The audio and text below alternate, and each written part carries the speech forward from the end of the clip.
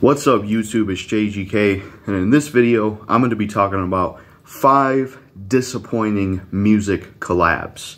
So I'm going to talk about 5 collabs with some music artists that they came together, they did something, but I feel like it was disappointing and it could have been much better. Now I don't know if this would be a series or not. I may do a follow-up because there's a few more I could have fit on here, but for now we'll just stick with 5. So I have my list right here. Let's get started. Number 5 is going to be Blood on the Dance Floor, Deuce. Now, this is the lowest on the list because, to be fair, I like both of the songs that Blood on the Dance Floor and Deuce did together. But my problem with their collaborations is that Deuce on Rise and Shine, the first song they did together, he was only on there for like 30 seconds. So he was barely on the song. He wasn't even in the music video.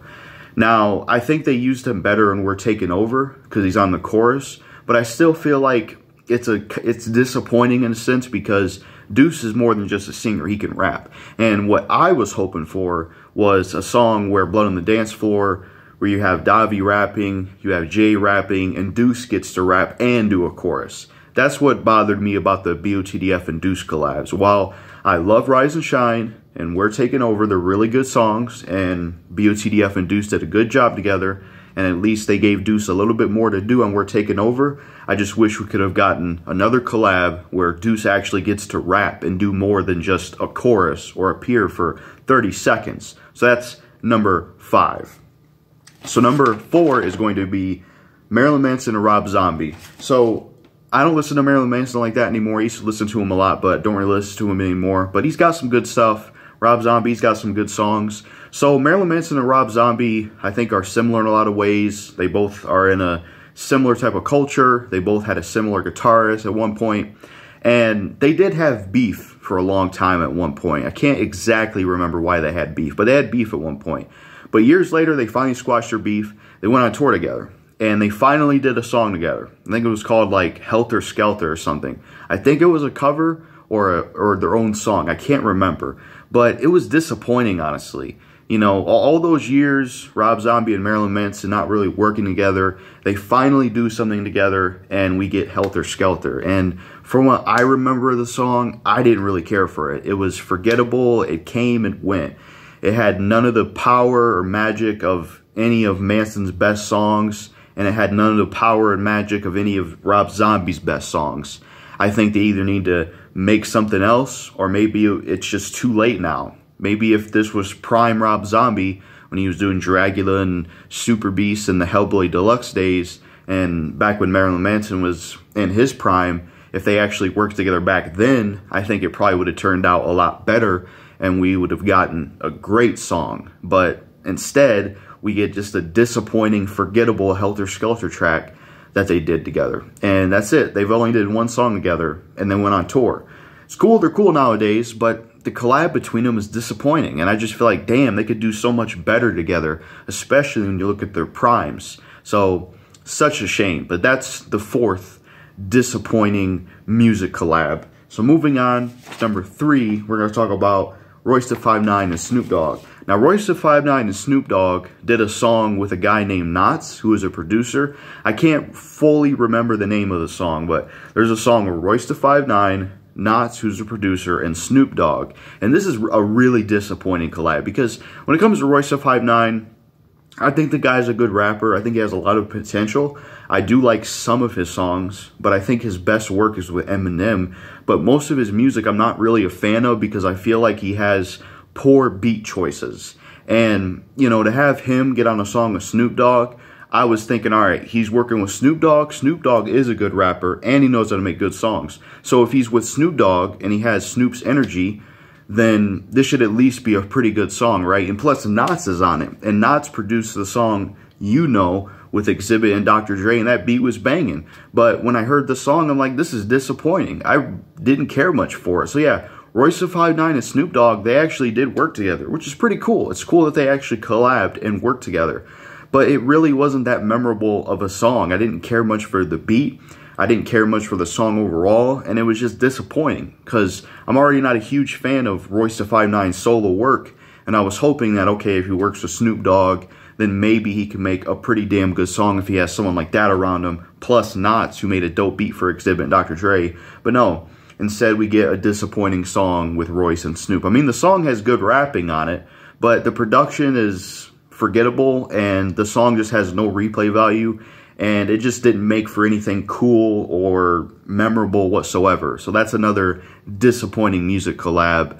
I feel like Royce da 5'9" and Snoop Dogg could have did so much better. I mean, Eminem's first collab with Snoop Dogg, he's from Detroit as well, Bitch Please 2, miles better. This one with Royce and Snoop and Knots, disappointing, didn't care for it. So that's disappointing music collab number 3. Moving on to number 2, we're going to talk about Hopson and Yelawolf. So Hopson and Yelawolf actually did work together. I can't remember what year this was, but there's a song called "'Cause I'm Famous" with Travis Barker and Paul Wall and Yelawolf and Hopson. And I think it's cool that Hopson and Yelawolf actually got on the same song, because Hopson I am a fan of. He's a really good rapper. He has really good music. He stands out. He's a good artist. Yelawolf, same thing. He stands out. He's got good music and he does good work. But the song they did together with Paul Wall and Travis Barker, I don't really care for it, and it's just disappointing, because it's like, damn, man, Hopson and Yelawolf are really good rappers, and they can make good music, and them on a track sounds like it would work really well. But the song they did, which featured Paul Wall and Travis Barker, wasn't really that great of a song. I mean, sure, the rapping was good, but it's just a forgettable song. I didn't care much for it. I didn't care for the beat. I don't think you needed Travis Barker, and you damn sure didn't need Paul Wall on there. I'd rather have Yelawolf and Hopson, just them two, on a song together. Plus, this was back when they were in their prime. So it wasn't like they were out of their prime. This is back when I think Hopson, after Raw, making Knock Madness, when Yelawolf was getting signed to Shady Records. So they were in a good place. They were in a prime. But "Because I'm Famous" with Travis Barker and Paul Wall, that was such a disappointing collab and a disappointing song to get from Yelawolf and Hopson. And it could have been so much better, because it's like, damn, two good rappers and they get on a song and it's just disappointing as hell.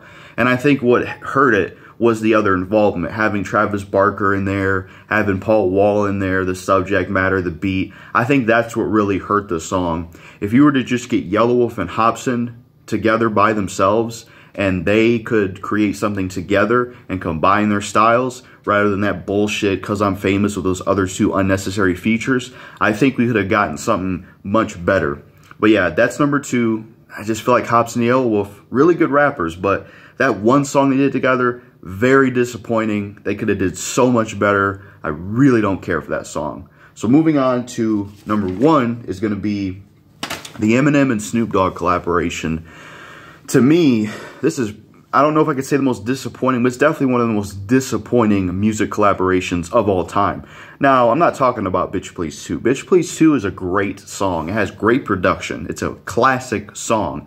But what I'm talking about is, this is after Snoop Dogg and Eminem squashed their beef. Because even though they did Bitch Please 2, Eminem and Snoop Dogg had beef for a long time.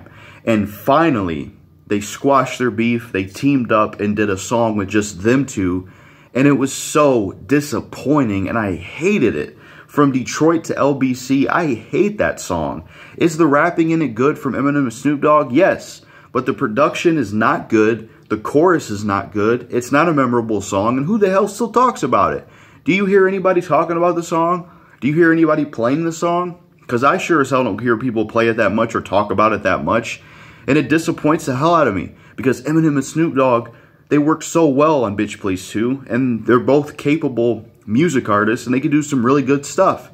And it's like all this time, all these fucking years pass. They finally squash beef. They finally team up. And we get some bullshit from Detroit to LBC where it's just a meaningless, boring, forgettable song. I was so fucking disappointed in that collab. I was like, damn, man. That is so disappointing. We finally get them to squash beef, and they release this bullshit song from Detroit to LBC. Yes, the rapping is good in it. The lyrics are good in it. But that doesn't mean shit if the song isn't good. And I didn't like the song. I didn't like the production. I didn't like the chorus. It just didn't feel authentic. It didn't feel like something they actually wanted to do. I don't know. Maybe it's just what I view them as artists. But when I think of Snoop Dogg, you know, he has songs like Vato and songs like fucking Bitch Please 2 with Eminem and songs like Gin and Juice, Murder Was the Case, and Eminem with Stan and all the amazing songs he did.